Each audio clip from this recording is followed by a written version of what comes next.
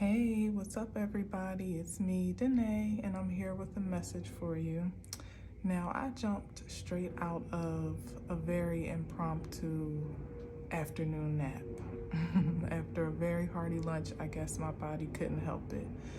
And I just got straight down to business, but as soon as I sat down, I'm hearing all types of sirens, and I don't know if it's a car alarm or a house alarm. I've never heard this siren before, but I do find it a bit disturbing. Hopefully you don't on your end. But one thing that I was hearing as I was preparing to sit down and things like that was Freaky Friday. Now, in my heart of hearts, I would absolutely love for this to somehow be an 18 plus reading, because I do fancy those from time to time. But I don't know. We'll see where it goes. We have the Chariot card at the bottom of the deck, which, speaking of sirens, sometimes the Chariot card can be an official of some sort, like a police officer or, you know, an agent, like an FBI agent or something like that. This is where I stopped shuffling hours ago, so it has no connection to now, or does it? I don't know. We shall see. Here we go. Hope you're doing well on this Freaky Friday. Nonetheless, gearing up for a wonderful weekend. Let's see what that was. Oh, we got 3 coming out. And the Queen of Swords at the bottom. Muy interesante. We got the 7 of Swords, we have the King of Swords, and we have the Judgment card.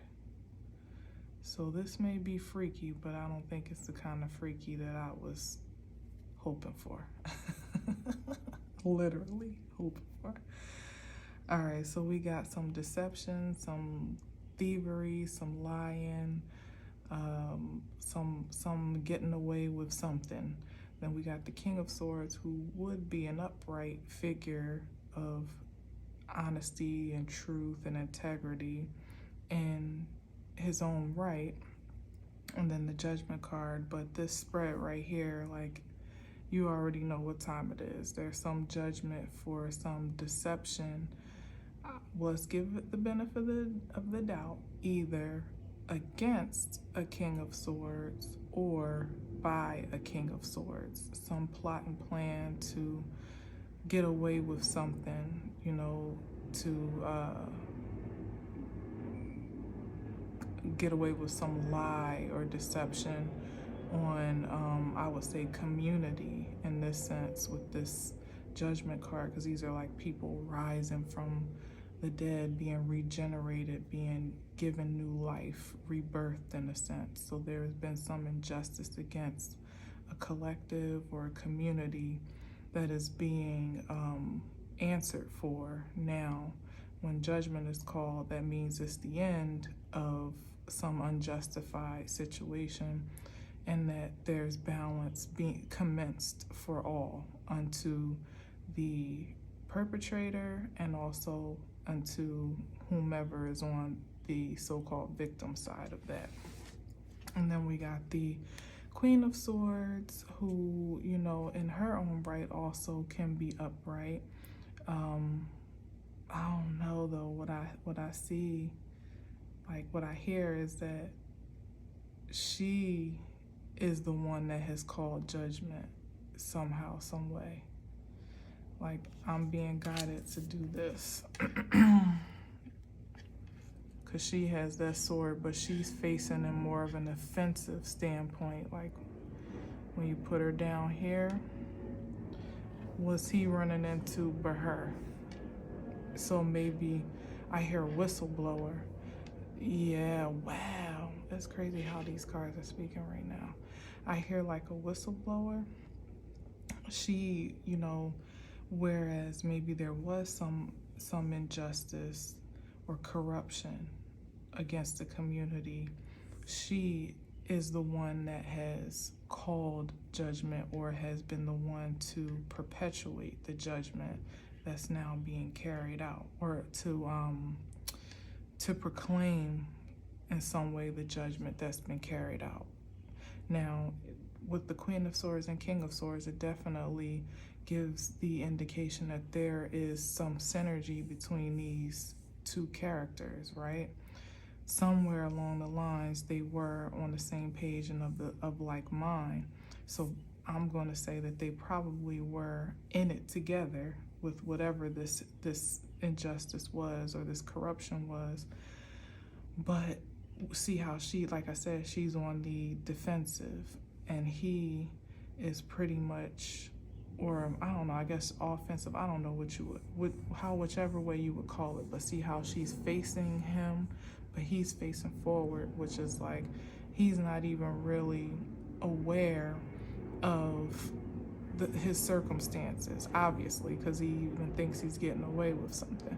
He may even be trying to physically actually get away from something, or distance himself from this judgment call that's been made or being made, or from the justice that's being executed on. Executed. That word is strong in my spirit. Executed on account of this judgment call. But she is the one that's facing it all. Like, she's seeing everything that's going down, which is giving me and she was at the bottom of the deck, which is giving me that she is the reason for the execution. All right, so let's see what else we got here. Yep, here we go.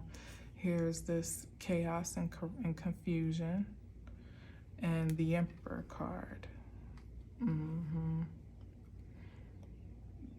So the Emperor it can be a boss figure, it can be someone in position and power. Remember, I said the Chariot card can be some type of official, some type of,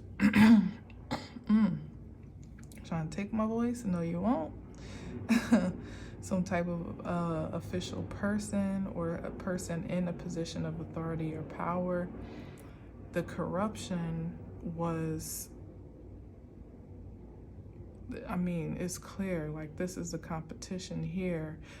What I'm hearing is that, like, it was a competition as to who could either get to the top, like, either be the top of this situation, or more so just ahead of the situation, to be the one that is holding the power overall, because like I said, these individuals once were on the same accord, but the Queen of Swords, King of Swords are a couple that's divorced. So that means for whatever reason now they're not in alignment, or there's a misalignment, whether one is aware or not.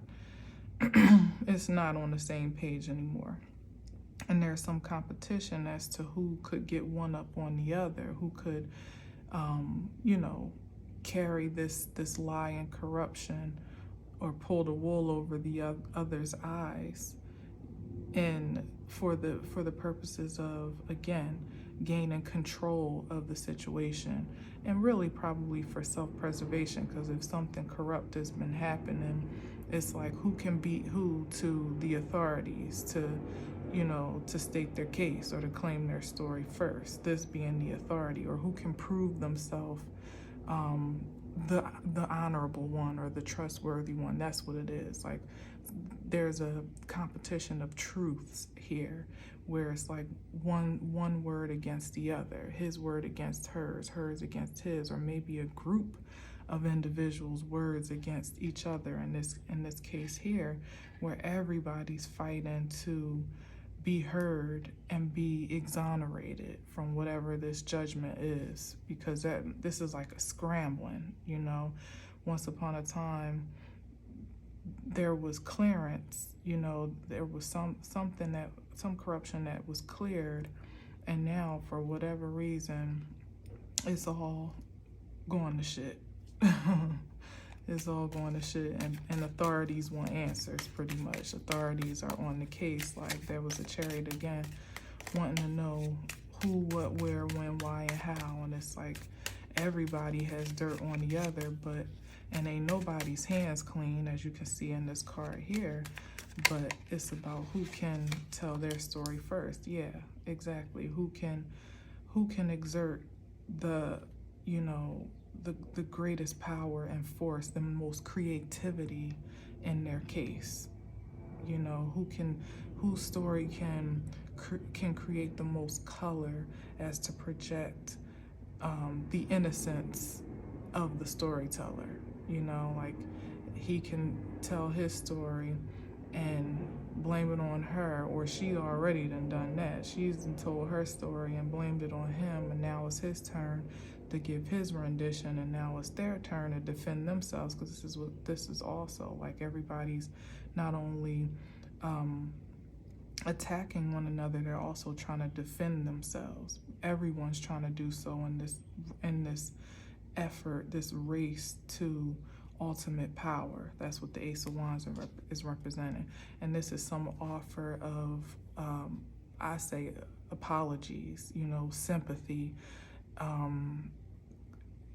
I just heard condolences, but I hear more so like sympathy, you know, like regrets. That's what I hear. It's like an offering of regrets, like, oh, please take this cup of my gratitude, or my deepest condolences for your loss, or my deepest, you know, sympathies for this situation. I did not mean it. This is what happened. This was my part in it. I promise that everything that I did was in the most noblest of intentions, and I didn't have any idea as to what I was a part of. Like, people are trying to demote their accountability and their involvement to some menial status, you know, some menial projection, like this is the king, but now this is the knight.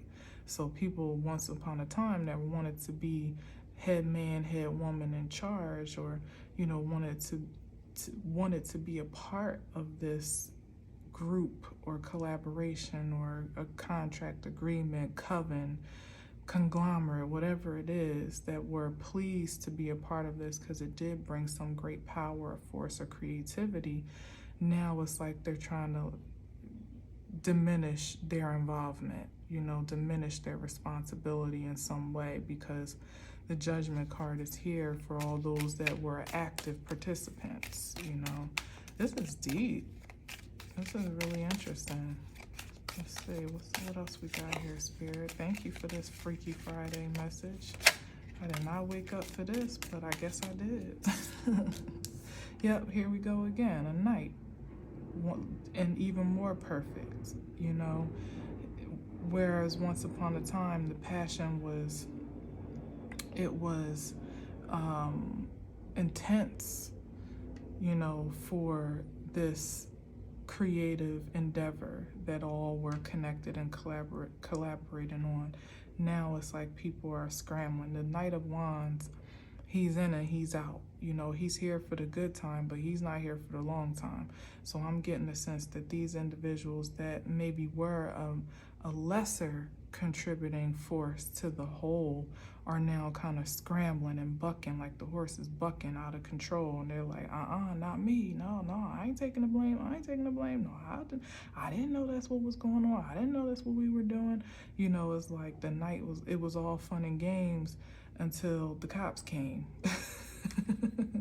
That's what I hear, like it was all fine and good. You know, the night is the one that, you know, in the spirit of Freaky Friday, he's going around hitting all the fine ass women, but let one pop up late, and it's like, is it mine? Like, you know it's yours. Yeah, you're the only one I've been with. Don't ask me where I came from. Or it's like, you know, when you want to, it's all good when it's fun and games, and you know, y'all just having a good time. But then when you want to start staying over and leaving your toothbrush, and you know, and taking showers, and you know, leaving your hair all in the sink, and you know, Night ain't here for that. You know, he's here for a good time after the club, and you leave before the sun come up type of thing. You know what I mean? That's the energy of these people here. Like, as long as it's fun, it's good, it's free, it's harmless, so to speak, it's lustful, because there's some, literally, the Ace of Wands is probably the freakiest card on the board right now, because it actually represents a phallic symbol. You know, even with the hand holding the phallic, if you can idealize that. People that know tarot, they know. But if you don't particularly know, that's the energy of the Ace of Wands.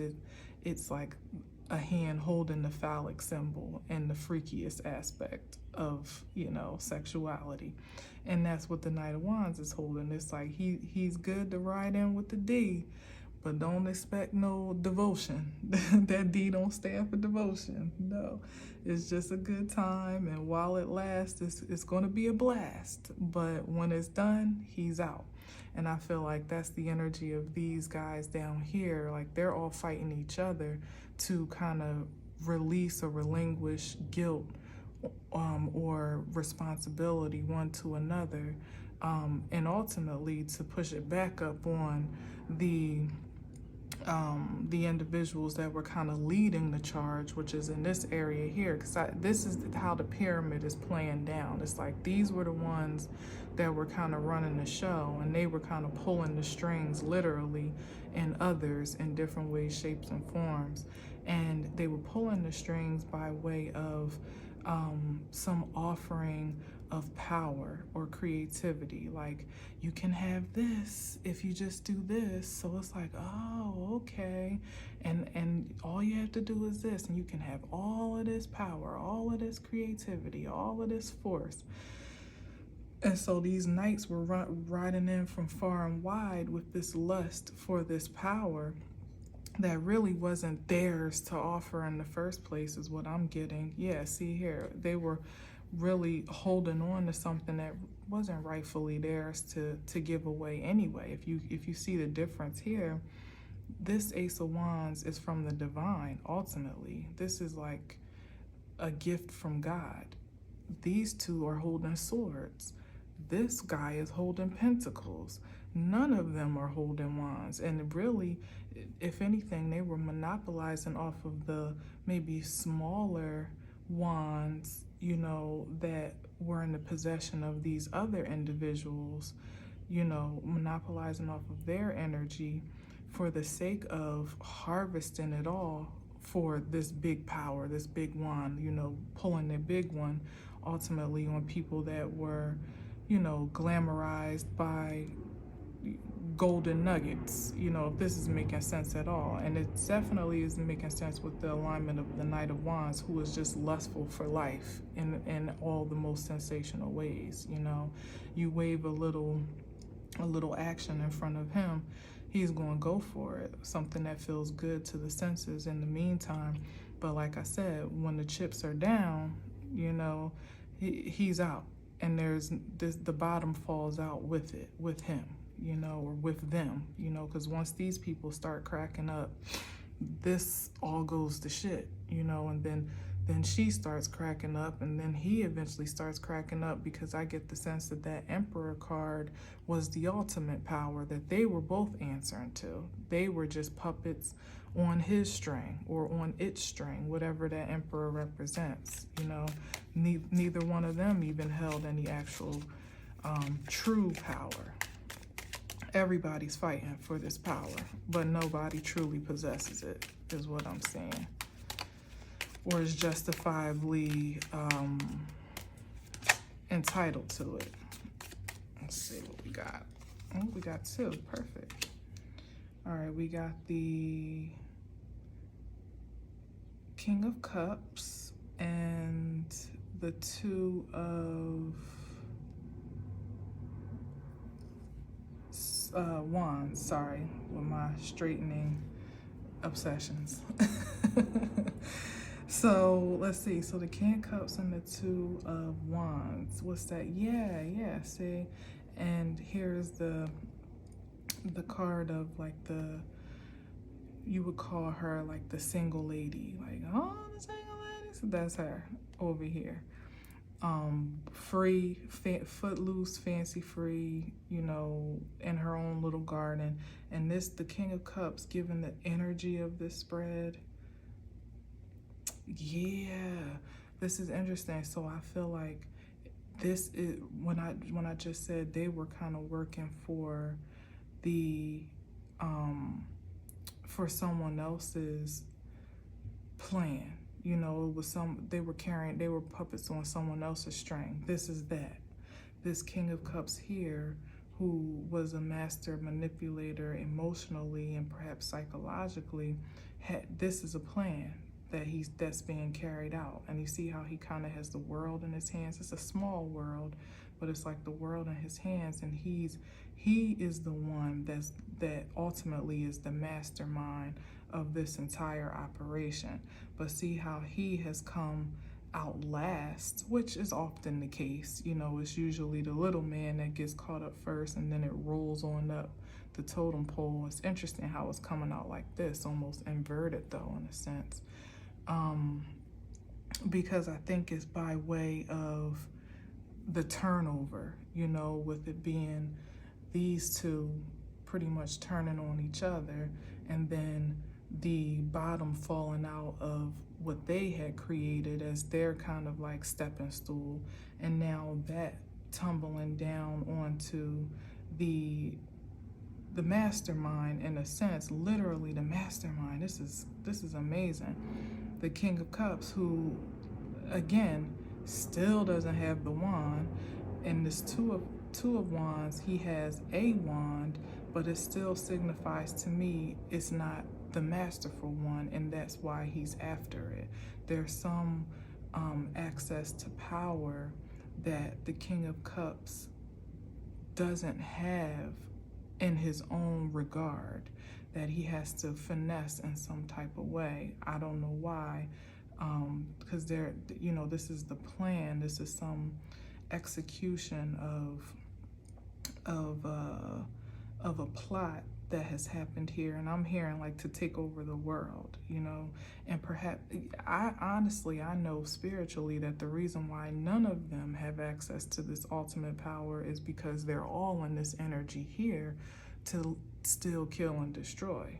You know, whenever you're in the energy to take over something that is not divine to you, is not organically yours, and it's at the cost of others, in every way, shape, and form here, every single way, shape, and form, you're never going to, God's not going to hand it to you, because you're not trustworthy to receive it.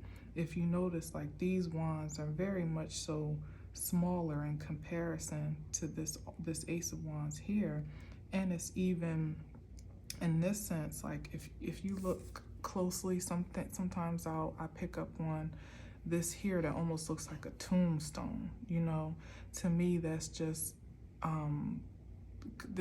like further confirming that this is not vital. This is not a vital plan. You know, it's almost like staked in death, or on death, or, you know, on account of the demise of others. You know, sometimes it can kind of be a high road card, but in this instance, with all the energy that's come up, it's like there's the plot, and the plan is on account of some ultimate lust for power universally that is at the cost of others' lives, you know, that's staked in some demise of others, like knowing that the people that are being implicated in this plan are ultimately committing spiritual suicide, if not actual suicide, you know, but definitely spiritually and energetically, because as I said, you can't have access to this organically and purely if you're operating in some diabolical way. So the finesse is that whomever he gets whomever he recruits to contribute to this plan, he already knows that they're dead men walking ultimately. You know, he knows how to cloak himself. You see how well cloaked he is, and he's sitting on his throne looking unbothered almost. He knows how to finesse the system in a spiritual sense, because cups are spiritual energy. He knows how to, a little net.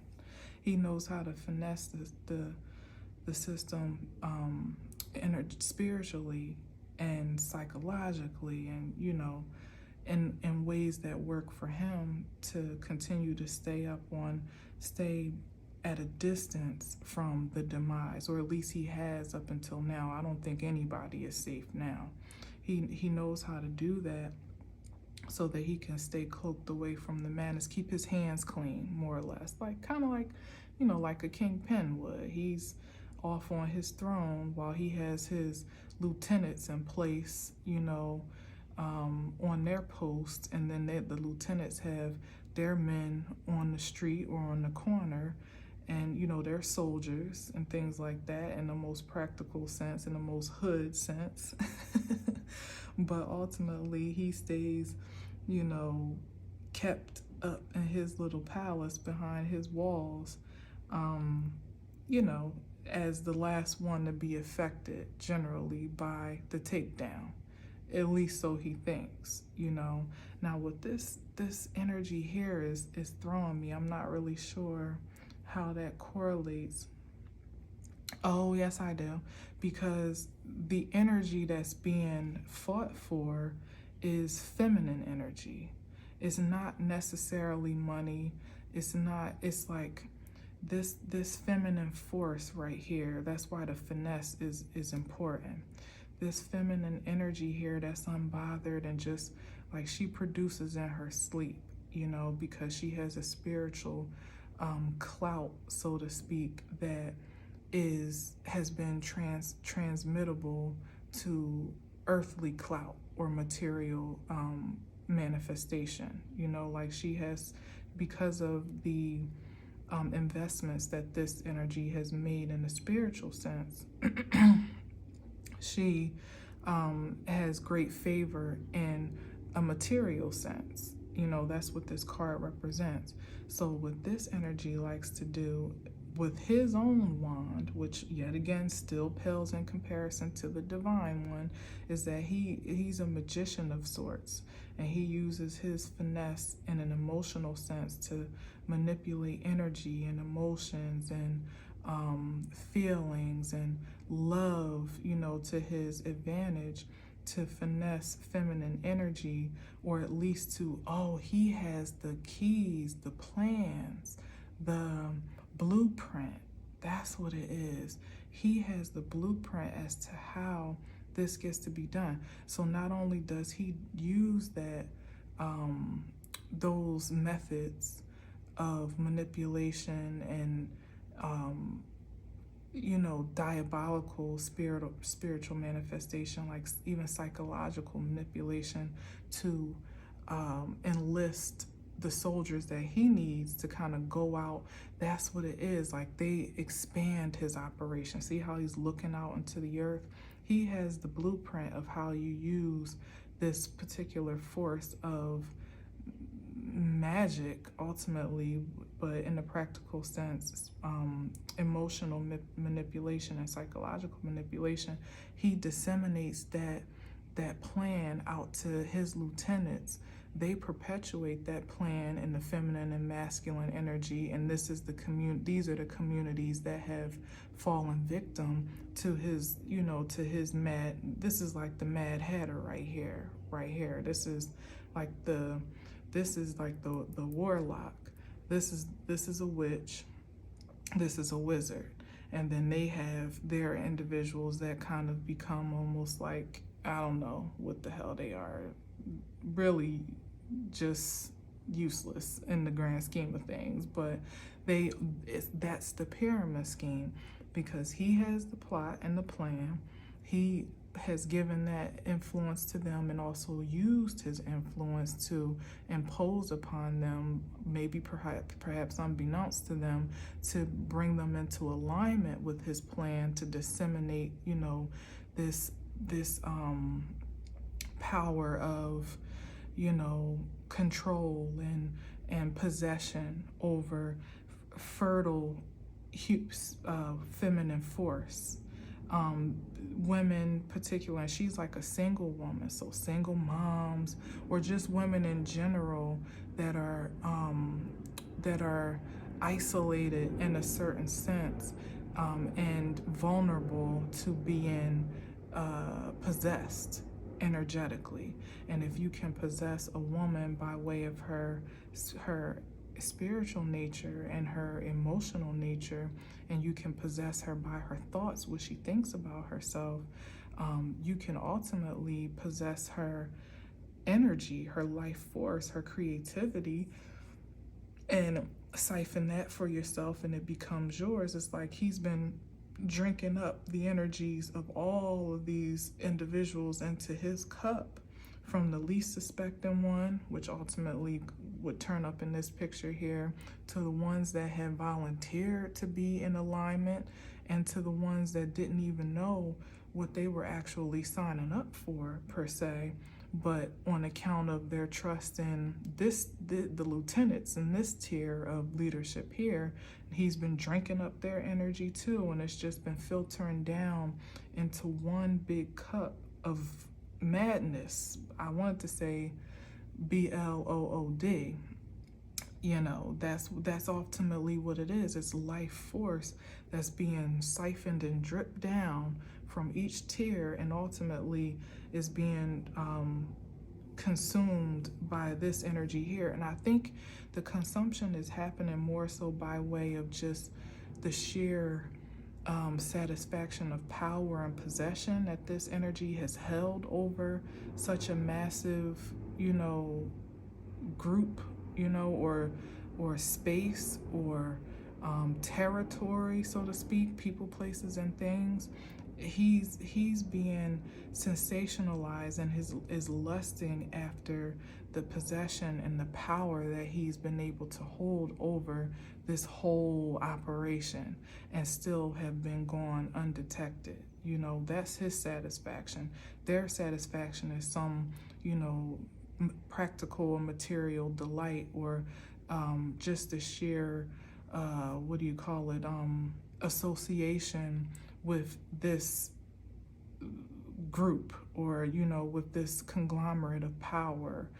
Just being associated with this organization gives some type of pleasure, in some menial way, and they're being given some, like a lesser power than here, but it kind of comes down in the same way, because they've been able to get away with so much for so long that it's almost become addictive, to be able to kind of get over on so many unsuspecting people, over and over, like 7 swords. Like, they've done this over and over and over again for years, perhaps even with the sword energy, where they've used their intellect, their genius, and their own. They've taken what he's given them and even created their own plot and plan. Hatched some new level of this, of limitation for these people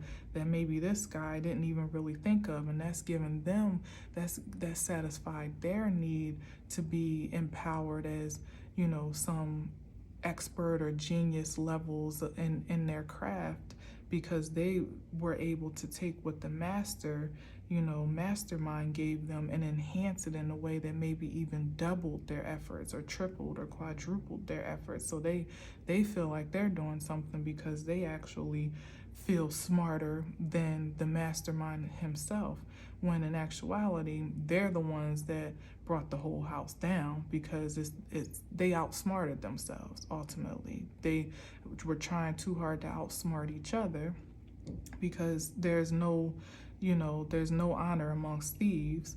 So if you can't trust your partners, because you can't trust yourself, ultimately, eventually that bottom falls out, and you pit one against the other. So they end up outsmarting each other, trying to be smarter than the other, almost competitive in a sense.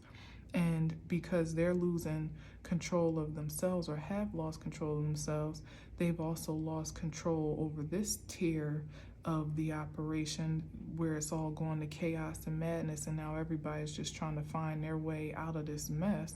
And in a sense, it's falling back on the mastermind, who now they owe an explanation to in some sense, because they were entrusted with his plan and they did something beyond, they even did something beyond or against him that wasn't clear per se. So it was just like everybody was hustling everybody on this board. And then of course the judgment is called because that chariot card underneath, when I first started, is the official that saw it all. The official that was watching from a distance somehow, some way, that was witnessing these exploits, and maybe even collaborating with one or both of these in some type of way to, I would say even like secretly so, as in some secretive way. And then he flipped on them. Or maybe he never was with them in the first place. Perhaps it was just like that was a part of his cover to be in some collaborative force with one of these. If I had my guess, I would say it's her, because out of these two, she's the mastermind. He had his eyes on the prize in one particular way, but she's always been keeping her eye on the whole board.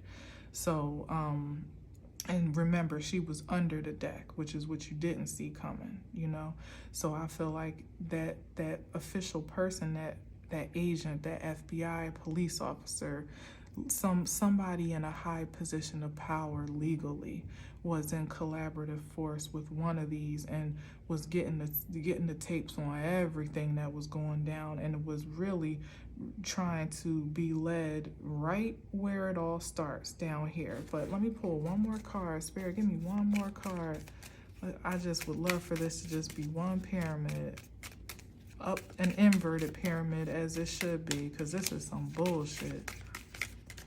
So many innocent people, because there's a disparity between these two, and this is what it ultimately comes down to for those that were involved in this, whether they knew what it was all holistically or not. This is what it comes down to, from the top to the bottom, the bottom to the top. But these are the innocent people that were taken advantage of, were extorted, were manipulated, that were not a part of the plot. These are the ones whom judgment and justice is in favor of now. These are the ones that were collaborative, in collaboration with this effort, but they just may not have known all the ins and outs of it fully, but that's just how it goes, even on the street. The corner boys don't know all the business ends at the top level, at the office, the kingpin. That business is kept between, a sacred, well, I shouldn't say sacred, but a small group. Spirit, let me get one more card. I'm gonna close this out. So they should have, one thing they did know was that it was still a risk to be on the corner, even more so than it was for any of these other guys. So if you was that hard up for a couple dollars, that's what you chose to do, then, you get taken down with the rest of them. RICO, that's what I just heard, RICO charges. I didn't get one. I'll let this be a side thing, but look, this is the kingpin. It's over for him. He's having to defend himself. I wonder if you can even see that down here. Yep. This is the kingpin right here. The King of Pentacles and the 10 of Swords and the 7 of Wands. Now he is finally in a position where, he's been betrayed on every level of this whole plan and plot. He's betrayed himself. His lieutenants have betrayed him. The middlemen have all crumbled, and they're no good to anyone anymore. They probably snitching on each other and everything else telling everything they know. And then you got which is what's bringing this 10 of Swords, which is betrayal. It's the end of a cycle of betrayal. So not only is it the end of this whole plan and plot, you know, it's the end of it. It's bringing that to a close, but it's also the end of his power and his authority in this, over this situation, over whatever this is. I don't even know what this is. Like, it could be a business, it could be, you know, it keeps reading to me like a pyramid scheme and like some type of underground operation, you know. And because of all the levels of betrayal that have happened, it's causing him to, he can't even operate in the same functions that he's used to, which is to finesse the system. Or, you know, maybe he has people in high places that he can call on, or, you know, people in his pocket even that owe him some allegiance or have owed him some allegiance or loyalty. But it's like everybody is dead on arrival, you know. Everybody's dead in the water, so to speak, literally, with this card here. It's like washed up on the beach energy here with all these swords in your back. Everything, every safety net that he had built into his plan is completely crumbling. And he's having to face, like, this is the 7 of Swords. That's like him having to literally face all of, not only is he defending himself against the system, he's also having to defend himself against even the lowest men on the totem pole that may or may not even know all that they need to know about him, but know enough to contribute to the storyline that is going to be used to ultimately bring that judgment down. You know, this is wild, wild, wild, wild. Yeah, and I feel like this is the, wow, this is on the top of this deck. There his ass is. Done for. The house that he built, this is what this was. This was a, you know, this establishment that he built very meticulously. It took a lot of effort, a lot of energy, a lot of thought, you know, a lot of corruption. It was successful for a long time, and now it's generally because of universal evolution that's taken place, that these levels of corruption just don't last in this, they don't hold weight anymore. So even if they have established themselves in some productive way, you know, in some way that's yielded some fruit and some you know, I will say prosperous in a sense activity, because of how things are shifting now, it's like it doesn't, that foundation isn't sturdy enough to last in the season that we're currently in. That's foundation of corruption and manipulation and abuse and deception and fraud and you know, just all those diabolical things that society turned a blind eye on, or that the inhabitants of society were just none the wiser to, are being uncovered and revealed in a very, like, you know, revelatory way. Like, you cannot see it. If you don't want to see it, it's because you don't, if you don't see it, it's because you don't want to see it. You know, it's not because it's not revealed to you or it's not there.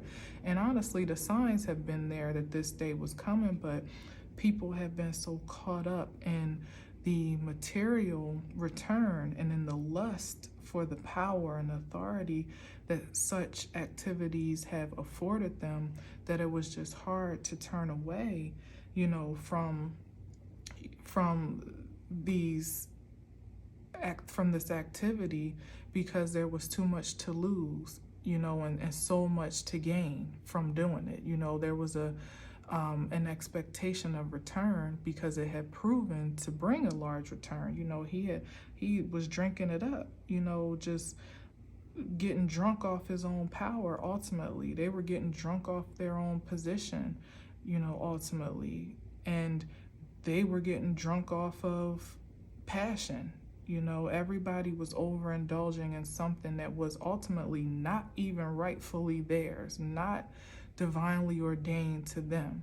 And when you're going against the spirit, the universal spirit, in its most organic sense, in its more pure sense, it might take a long time for the tables to turn, but the universe will balance all. It must. This is a justified realm that we live in, where whatever you sow is what you're going to reap. So you may have reaped a whole lot from what you were doing in this stage, even from him to them to they.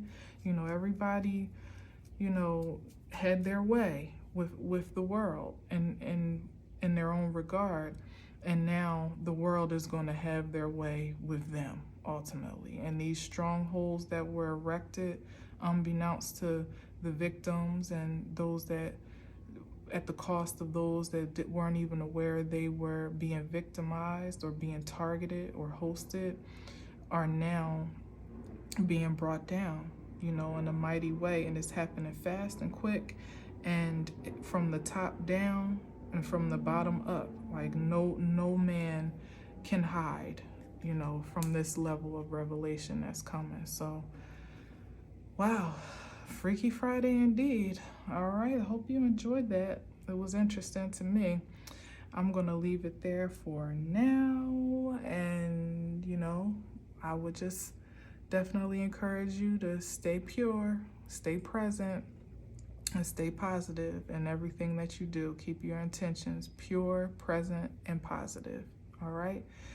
And until next time, peace.